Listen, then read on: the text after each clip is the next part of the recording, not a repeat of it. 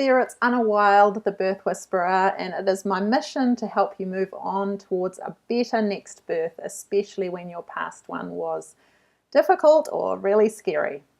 So, as you can see from the background behind me, I am no longer in New Zealand. I'm living in Japan with my family. We moved here a few months ago, and it's been amazing. We're loving living in Japan for a couple of years, but I haven't been posting as many videos. And so today I am really excited to share a video about reducing anxiety in pregnancy. In particular, I'd like to give you 8 really effective ways to reduce anxiety. Anxiety is really common in pregnancy, and gosh, it's really common in daily life. I think living in our society as it is now, things can be so busy and there are lots of stresses, but when you're pregnant, there are really particular stresses. And in both my one-on-one sessions and my hypnobirthing classes, I commonly meet women who feel anxious for one reason or another. So maybe it could be caused by compounded stress from really significant, difficult events, experiences, a past birth. I had one mum come to see me for a one-on-one session because she was suddenly having little mini panic attacks and was feeling anxious quite a lot. She had a new baby, so that in itself was quite stressful, but also a couple of her close family members were very unwell and had really serious diagnoses, medical diagnoses, and were being treated for their illnesses. And so she had a lot on her plate, but she really hadn't realized that those events were part of why she was feeling so anxious and why she was having these panic attacks. So it was really great to be able to help her with that. But sometimes it's not really big experiences or traumas that cause anxiety. It might just be a whole lot of little worries that are making you feel wound up and on edge. Pregnancy is a really big time, and especially if you've got another younger child or a baby. And there can be lots of things on your mind, lots of things that you're worrying about. There might be pregnancy issues or things to do with your other child or baby that are difficult, perhaps worrying about how it's going to be having 2 children, concerns about your career or finances. Sometimes accommodation issues can come up, and people are often seem to be doing renovations or moving when they're pregnant. Surprisingly, I guess there's already so much happening, and then so often people are making big changes in location or changing their home. Sometimes there can be relationship issues going on between you and your husband or spouse, and then there might be health issues for someone in the family. There are so many things that can cause just a build-up of concerns and worries. And at the same time, we can just let them run rampant, which they do a lot of the time. It's the mind can get so, I guess, addicted to this pattern of thinking about our worries. We really have to interrupt that pattern and put some strategies in place to reduce anxiety. There's 2 really important reasons why you want to reduce anxiety, and the first is really obvious. It feels horrible, that nervy on edge feeling that can undermine your confidence and can really reduce your daily happiness. It's really unpleasant.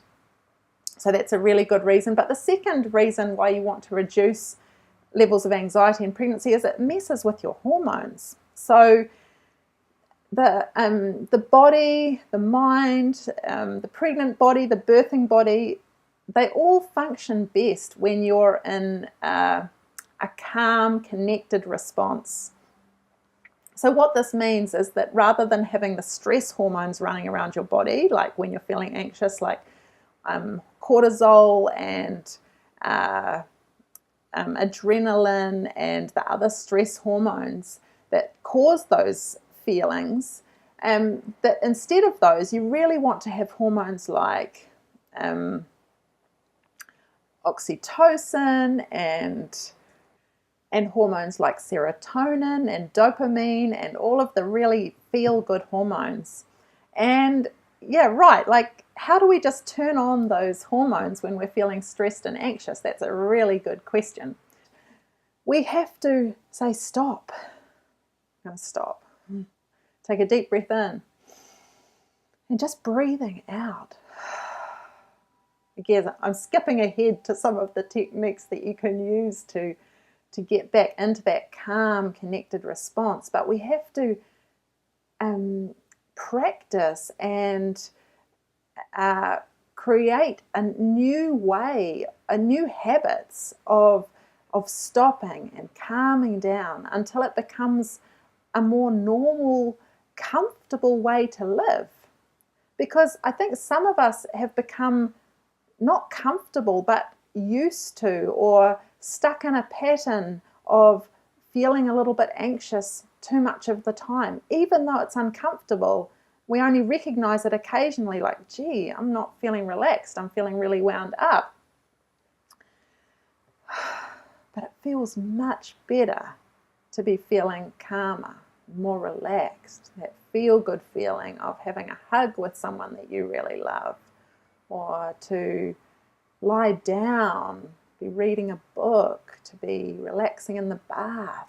You can feel those feelings more of the time without having to be doing those things. So let us move on to these 8 strategies or ways that you can reduce anxiety. And I know that it is not easy, especially if you're a parent of young children.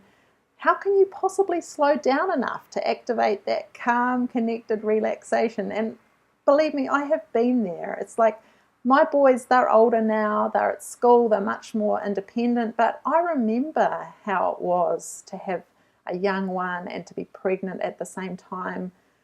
Man, it was like so busy.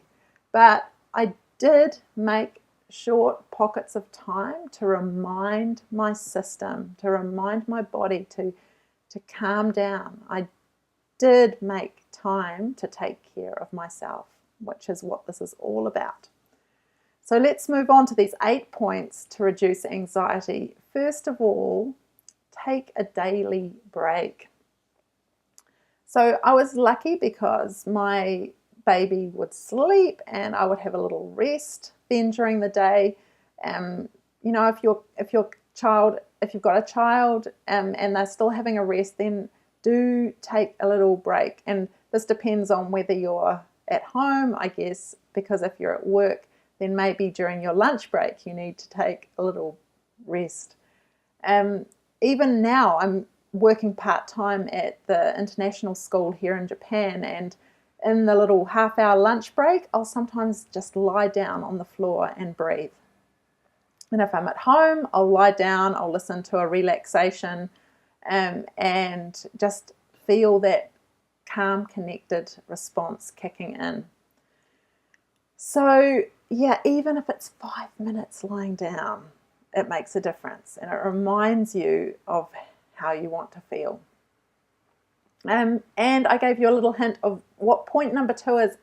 Just breathe. And I have a friend who, she wasn't pregnant, but she was dealing with quite a, cancer is always crazy and intense and scary, but it was a particularly virulent form of breast cancer, and she has just come out of a year of working through that and healing. And I asked her, you know, like, what helped you calm down when you were feeling anxious and stressed? And she said, I would just breathe. And then I asked her, well, how would you breathe? And I was writing an email to her, and she just wrote back, ha, A-H-H-H-H-H. So it's like that out breath is the key. So it's not a joke. It's like remembering to breathe out is the antidote to feeling wound up and stressed and anxious. Because when we're feeling anxious, we forget to breathe. So maybe you need to just set your alarm, set a timer on your phone, on your whatever device you've got, to just remind you, like every hour, I'm going to take 5 big breaths. Every time I get a message on my phone, I'm going to take 3 deep breaths. Makes a difference, and you can do it. If you are still breastfeeding, then breastfeeding is one of the best ways to keep those oxytocin hormone levels up and give you that calm, connected feeling. So that's only for women who are still breastfeeding, but if you are, it's a goodie. There are other ways that you can get that awesome oxytocin hit. You can cuddle your children, you can cuddle your spouse or partner, you can have a hug with a friend, and just by doing things that make you feel loving and loved, and even watching your children eat and enjoying that feeling is boosting your oxytocin levels. Having a nice meal yourself with friends or family is boosting oxytocin levels. Another thing that you can do is, if you're feeling anxious, is to in general start reducing the amount of sugar that you're eating, because sugar can increase the amount of anxiety that you're feeling. It has to happen with a kind attitude. So rather than saying I'm not going to have any more sugar, and making it a hard and fast rule, which I have done in the past. I've been like that. I did that for a year. I was like a raw foodie for a year, because I was like, I'm not going to have any cooked food anymore, and I could be really staunch. But sometimes I did it and I wasn't really being very kind to myself. I was making myself. So I think rather than saying I'm not going to have any sugar, just start having more things that are wholesome and nourishing for you, and less sugar. That's number 4. Number 5, go for a walk. If you need to, put your baby in a carrier and go for a walk with them on your back. I know that whenever I've felt a little bit anxious, going up a big hill and looking at the view, again, taking some deep breaths, is one way to help me rise above, and to with the oxygen moving through your body, really can help you get grounded and feel calmer and more relaxed. Number 6 is do yoga. I have found yoga an amazing way to activate my calm, connected response, the opposite of my stress response. And maybe it's partly because my mind is more focused on the positions I'm getting into, or because I'm breathing in a much more focused and mindful way. Maybe it's because I might be listening to nice music. I think it's the breathing and the moving and the mindfulness and the lying down and resting at the end. Or sometimes my yoga is just lying down and resting the whole time. That's cool too. Restorative yoga, it's called. It's like, yeah, it's fantastic. But yeah, yoga is really one of the best ways to activate your calm, connected parasympathetic system, which is the opposite of the stress response system. So if you find it hard to do it yourself at home, then book to go to classes. And make that time to do that for yourself. Number 7, really, really important. As I said in the story earlier of the woman who came and had a session with me, sometimes the cause of the anxiety is what you need to work on. So if there are significant events over the past few months and even years that you have a gut feeling maybe connected to your anxiety, then please, please, please go and work through those. And honestly, you're thinking, oh my gosh, I don't want to do therapy. It's going to take months and it's going to cost heaps of money. It doesn't have to be that way. It can be really short and sweet and effective. And I'd be totally happy to work with you if you think that there's something that you that's connected to the anxious feeling. You are such a wise and intuitive person, and usually if there is something nibbling away, if you feel like that there is something there that may be causing how you're feeling now, this anxiety, then then it's really actually way easier than you think to heal that. It can be one session, it could be 2 sessions, but usually less than 3 sessions with someone who's really good at helping to deprogram the stress response to that old experience. Like, you don't need that stuck emotion anymore. And if it is stuck, it's going to be affecting your happiness and your calmness. So please work with someone, reach out. Yeah, really important. So the last thing is, again, I think it's pretty obvious and you've heard it before, but if you are not getting enough sleep, then you will tend to feel more anxious. And I know sometimes it's hard to sleep. If you want some links to people that really are great with helping you to improve your sleep, I know someone who's amazing with sleep, so send me a message if you need some help with sleep. But most people just need to go to bed earlier. So if that's you, then please set an alarm. I've got an alarm that goes off when it's time for me to go to bed. I'm someone who actually needs quite a lot of sleep, so having babies was really hard. I got through it, but I had to be quite disciplined to make sure that I went to bed even though it was like still light outside, because I knew they were going to wake up lots at night. Yeah, take care of yourself because you are so precious, and yeah, your sleep is more important than watching a movie on Netflix or Facebook.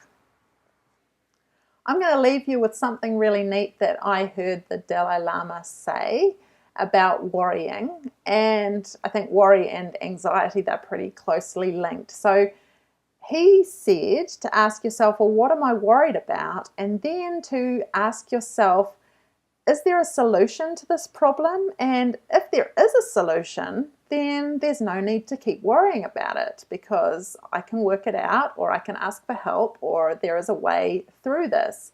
And if there is at this moment no solution to whatever it is that you're feeling worried about, then what is the point of continually worrying about it? Like, if there's no solution, you just got to let it go.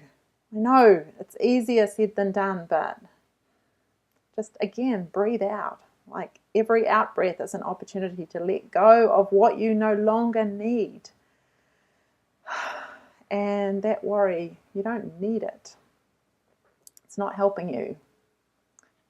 There we go. Those are my 8 tips for reducing anxiety in pregnancy. Thank you so much for watching. If you have been inspired, then please share, because your voice supports positive, confident childbirth for mothers everywhere. Make a comment, share this video, send it to your friends, and be sure to pick up my free guide at thebirthwhisperer.com, which is the 7 secrets to a better next birth. It's awesome, and you'll find heaps of tips in there to have a better next birth experience.